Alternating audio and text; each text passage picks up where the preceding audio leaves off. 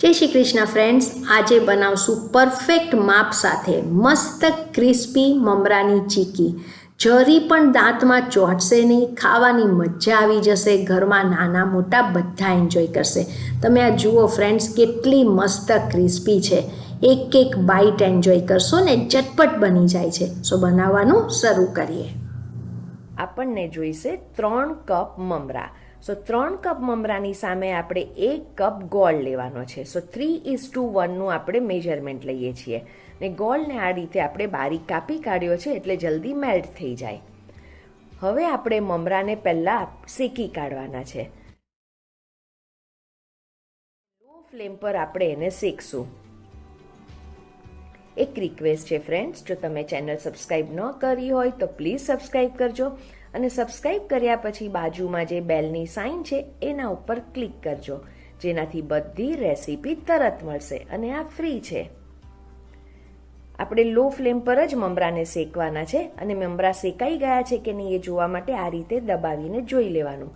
એકદમ perfect crispy થઈ ગયા છે એટલે ગેસની ફ્લેમ બંધ કરશું અને એને એક બોલમાં આપણે કાઢી લેવાના છે.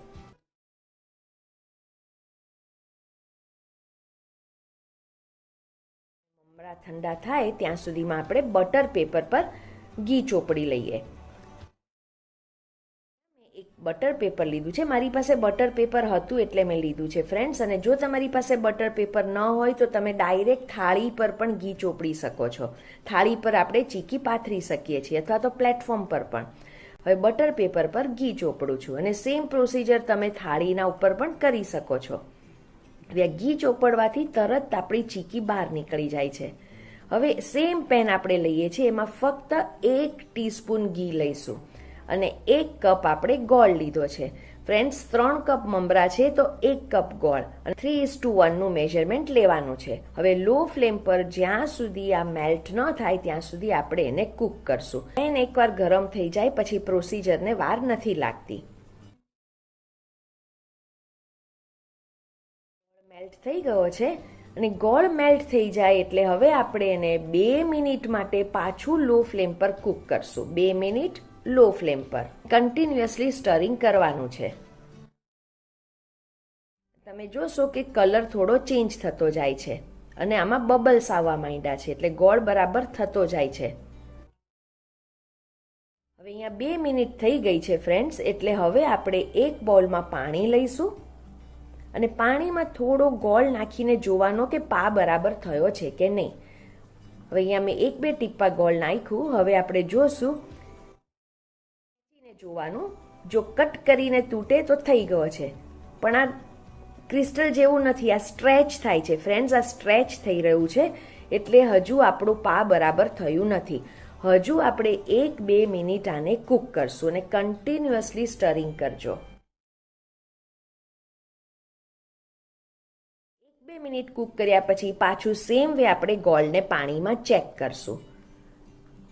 હવે અહીંયા ગોળ હાર્ડ થઈ ગયો છે. તમે જો તોડશો તો ટીક કરીને અવાજ આવશે અને સ્ટ્રેચ નથી થતો. કટ કરીને અવાજ આવે ને તૂટે છે. જુઓ, સ્ટ્રેચ નહીં થાય એનો મતલબ પરફેક્ટ પા થઈ ગયો છે. આ રીતે કટ અવાજ આવીને તૂટવો જોઈએ. હવે ગેસની ફ્લેમ આપણે બંધ કરી દેવાની છે. ગેસની ફ્લેમ બંધ કર્યા પછી 1 ચપટી એમાં આપણે સોડા નાખશું, જેનાથી બહુ જ સરસ પોચા આપણા મમરાની ચીકી થશે. ને સોડા બરાબર હલાવવાના છે ને ગેસની ફ્લેમ બંધ રાખવાની છે. હવે સોડા બરાબર મિક્સ કરી લીધા પછી હવે જે આપણે મમરા શેક્યા છે અંદર એડ કરી કાઢશું. હવે આ પ્રોસિજર એકદમ ફાસ્ટ કરજો ફ્રેન્ડ્સ. બંધ ગેસ પર બરાબર આને મિક્સ કરવાનું છે. આ પ્રોસિજર ફાસ્ટ થવી જોઈએ, નહીં તો ગોળ જો ઠંડો થઈ ગયો તો આપણી ચીકી ઉખડશે નહીં. એટલે આ પ્રોસિજર ફાસ્ટ કરવાની છે. સો તમે જોયું ફ્રેન્ડ્સ, આ કેટલી ઇઝી રેસીપી છે. 10 મિનિટમાં તમારી મસ્ત મજાની ચીકી બની જાય છે અને એકદમ ટેસ્ટી લાગશે. આ પરફેક્ટ મેજરમેન્ટ છે ફ્રેન્ડ્સ.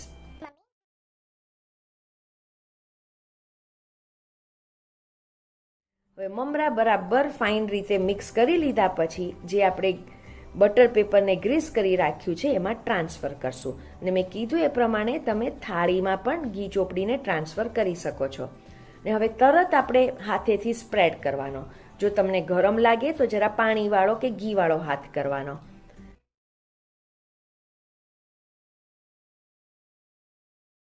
ઉપર નાખશું આપણે પિસ્તા, એટલે એનો શો સરસ આવશે, જરા ગ્રીન કલર ઉપર દેખાશે.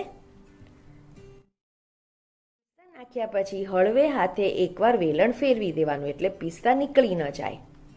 હવે આ પરફેક્ટલી સેટ થઈ ગયું છે ફ્રેન્ડ્સ. તો હવે તમને જોઈએ તો તમે નાઈફની મદદથી ચોરસ કટકા કરી શકો છો. હું આને ચોરસ કટકા કરવાની બદલે રાઉન્ડ ડિસ્ક શેપ આપું છું, એટલે તમે કોઈ પણ વાટકી કે ઢાંકણું લઈ શકો છો.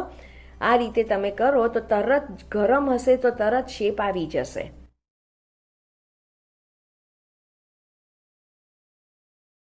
તમે જુઓ ફ્રેન્ડ્સ કેટલું મસ્ત લાગે છે ને આ ખાતા પણ ફાવે.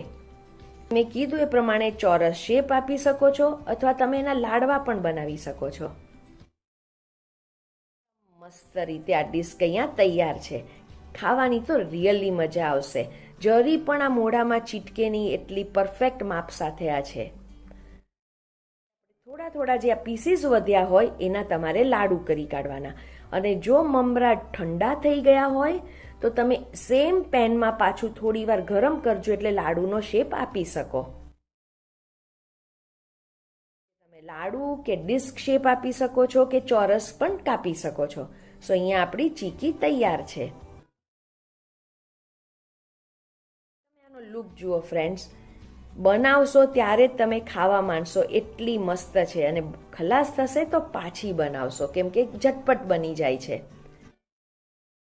ને તમે આ કોઈ પણ શેપની બનાવી શકો છો. આ રીતે લાડવા કરો કે ચોરસ ચોસલા કરો કે આપણે કર્યું છે એ પ્રમાણે રાઉન્ડ ડિસ્ક કરો.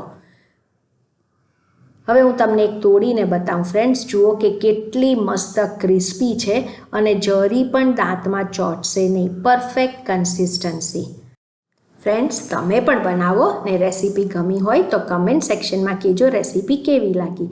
તમારી કમેન્ટ મારે માટે બહુ જ ઇમ્પોર્ટન્ટ છે. Thank you for watching.